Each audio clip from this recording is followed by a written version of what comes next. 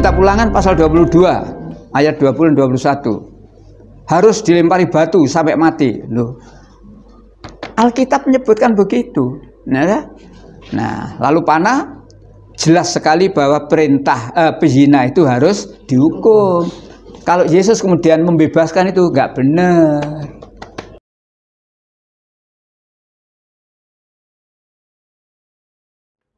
Baik.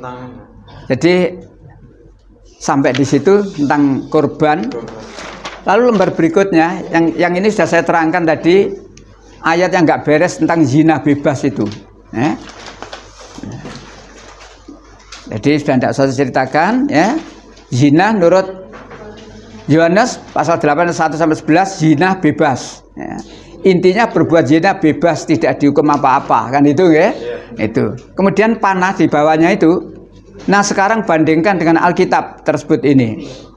Kitab Imamat pasal 20 ayat 10. Laki-laki yang berzina dan perempuan yang berzina, keduanya harus dihukum mati. Itu di sini. Nah, makanya saya sebutkan kita jaganya apa? Kalau lembaran ini dibaca oleh orang Kristen, silahkan buka. Termasuk ibu bapak ketika punya ini di rumah lalu ada tamu Kristen, tidak usah bingung. Tamu Kristen, tidak usah bingung, biar dibaca. Nek perlu fotokopi kasih mereka, ya, kan gitu. Perlu gitu. Dakwah kita kan begitu. Pak, saya ada bacaan, Pak. Orang Kristen, walaupun ada apa dulu itu larangan untuk mempengaruhi orang beragama, sekolah-sekolah Islam dileboni, Pak, dikasih itu, ya kan? Kan itu. Nah, ini ayatnya saya tulis semua, ya. Ayat 11, laki-laki berzina terhadap ibunya dihukum mati. Laki-laki berzina terhadap menantunya dihukum mati, dan seterusnya. Ya, jadi semua saya tulis. Yang nomor 2, Kitab Ulangan pasal 22 ayat 20 dan 21. Harus dilempari batu sampai mati. Loh. Alkitab menyebutkan begitu. Nah, lalu panah jelas sekali bahwa perintah pezina itu harus dihukum. Kalau Yesus kemudian membebaskan itu nggak benar. Itu loh hubungannya situ. Kalau tadi Yesus berkata, aku pun tidak menghukum kamu, nggak benar, ya. Nah, sekarang bandingkan dengan Islam, panah berikutnya. Sekarang bandingkan dengan Islam dalam kurung Al-Quran. Ada surat 24 ayat 2 dan ayat 3, ya. Atau langsung ayat 3 saja mestinya, ya. Ya, surat An-Nur ayat 3. Surat An-Nur ayat 3. Nggih. Pezina laki-laki tidak boleh menikah kecuali dengan betul. Mulai ayat 2 dulu, ya. Mulai ayat 2. Ayat 2. Iya. Pezina perempuan dan pezina laki deralah masing-masing dari keduanya 100 kali. Terus. Dan janganlah rasa belas kasihan kepada keduanya, mencegah kamu untuk menjalankan agama hukum Allah. Jika kamu beriman kepada Allah dan hari kemudian, dan hendaklah pelaksanaan hukuman mereka disaksikan oleh sebagian orang-orang yang beriman. Jadi itulah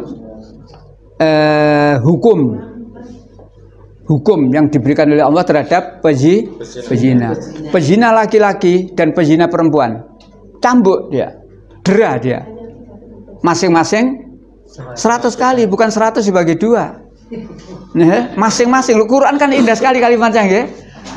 Bukan deralah 100 kali, enggak, tapi masing-masing 100 kali. Cara pelaksanaannya diterangkan. Jangan kamu menaruh rasa belas kasihan pada mereka. Pelaksanaannya harus disaksikan. Nah, artinya apa? Alkitab, Al-Quran sama perilakunya terhadap pezina. Jangan pezina dibebaskan. Hukum pezina itu. Nah, jadi yang di atas Yesus tidak menghukum itu salah. Ya, salah itu. Lanjut ayat 3, ya, surat An-Nur. Pezina laki-laki tidak boleh menikah kecuali dengan pezina perempuan atau dengan perempuan musyrik. Stop. Derajatnya pezina itu oleh Allah disamakan dengan orang musyrik. pezina laki-laki tidak boleh menikah kecuali dengan pezina perempuan. Jadi pezina jodohnya pezina atau jodohnya dengan orang musyrik. Lanjut. Dan pezina perempuan tidak boleh menikah kecuali dengan pezina laki-laki atau dengan laki-laki musyrik. Sama. Kalimat terakhir. Dan yang demikian itu diharamkan bagi orang-orang mukmin. Jadi orang mukmin, kita orang beriman tuh sayang oleh Allah. Jangan kamu nikah dengan pezina. Jangan kamu nikah dengan orang musyrik. Yang demikian itu diharamkan. Loh, kita itu diiman oleh Allah, tapi kadang-kadang wongin duablek. Sakno. Gimana Pak kalau itu alumni, Pak? Alumni. Alumni. Loh, kalau alumni tidak apa-apa, Pak. Artinya dia mantan pezina. Tidak kena ini. Mantan loh, Pak. Lalu bagaimana? Boleh. Cuma, saya tidak boleh titik. Boleh tapi koma. Tugasmu berat. Kontrol ke dokter rutin. Masa ada gitu? Loh, akal toh? Oh, akal ya. Karena dia jualan sekian tahun di sana itu. Dia jualan sekian tahun di sana tuh virusnya ada karu-karuan, Pak. Angger uang jajan, angger uang jajan. Setelah kamu menikah, kontrol yang rutin. Itu kan gitu ya.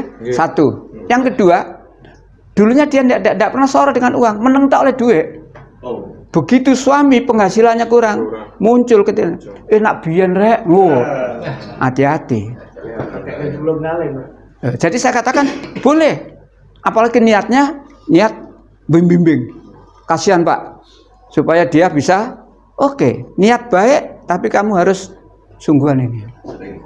Nah, sering kontrol. Secara ekonomi kamu harus siap. Karena kalau kamu kekurangan, dia akan berpikir seperti kemarin. Enak wingi rek meneng ae nek teko ngene dhuwit. Dan seterusnya. Nah, alumni. Nah, adapun orang musyrik. Karena ini kan dilarang nikah dengan orang musyrik. Orang yang beriman nikah dengan orang musyrik berarti tanda tangan di atas meterai 6.000, sanggup dimasukkan neraka. Loh kok gitu? Iya, Allah yang ngomong ini. Baca surat 2, 221. Jadi kita orang beriman dilarang oleh Allah nikah dengan orang musyrik. 221. Wala tankihul musyrikat hatta yu'min. Surat 2, 221. Monggo.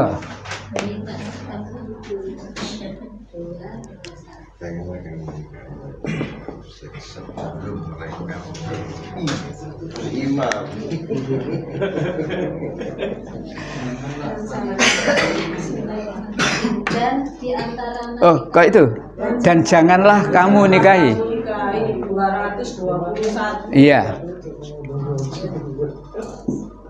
Dan janganlah kamu nikahi perempuan musyrik sebelum mereka beriman. Sungguh hamba sahaya perempuan yang beriman lebih baik daripada perempuan musyrik meskipun dia menarik hatinya. Stop. Kalimat ini untuk orang laki-laki yang beriman. Jangan kamu nikahi perempuan-perempuan musyrik. Berarti ini untuk orang laki-laki. Jangan kamu nikahi perempuan-perempuan musyrik itu sebelum dia beriman. Budak, hamba saya budak, sekarang tidak ada. Yang ada sekarang ART, asisten rumah tangga. Asisten rumah tangga yang mukmin itu lebih baik kamu nikahi daripada jeragannya yang cantik, ya, tapi dia musyrik. Ini orang laki-laki. Lanjut, sekarang perempuan.